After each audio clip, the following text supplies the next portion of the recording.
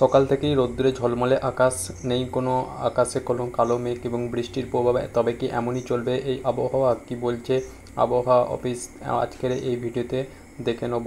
তো শুরু থেকেই বলে রাখি যে বৃষ্টির প্রকোপ দেখা যাচ্ছিল গত সপ্তাহ ধরে, সেটি কিন্তু আজকে থেকে সম্পূর্ণ পরিষ্কার আকাশ এবং রোদ ঝলমলে আকাশ দেখা গেছে। তবে আগামী দিনে কি দুর্যোগ বাড়তে চলেছে, কি রয়েছে সপ্তাহের যে আবহাওয়া, সেটি আলোচনা করব এই ভিডিওর মাধ্যমে।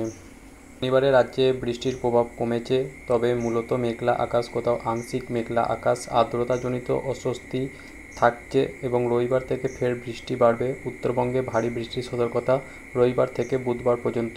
সোমবারে ভারী বৃষ্টির সম্ভাবনা দক্ষিণবঙ্গেও। বৃহস্পতিবার আবহাওয়ার সামান্য উন্নতি হতে পারে। শুক্রবার ভারী বৃষ্টির সম্ভাবনা নেই, বজ্রবিদ্যুৎ সহ বৃষ্টি হতে পারে দুই বর্ধমান, পশ্চিম মেদিনীপুর, ঝাড়গ্রাম, বাঁকুড়া, পুরুলিয়া, দক্ষিণ চব্বিশ পরগনা জেলাতে। শনিবার বৃষ্টি কমবে, আংশিক মেঘলা আকাশের সম্ভাবনা দেখা যাবে। বজ্রবিদ্যুৎ সহ বিক্ষিপ্তভাবে হালকা মাঝারি বৃষ্টি হলেও তার পরিমাণ ও ব্যাপকতা থাকবে কম। তবে সামনে রবিবার বজ্রবিদ্যুৎ সহ বৃষ্টির পরিমাণ সামান্য বাড়বে, আংশিক মেঘলা আকাশ, পরে মেঘলা আকাশের সম্ভাবনা থাকবে।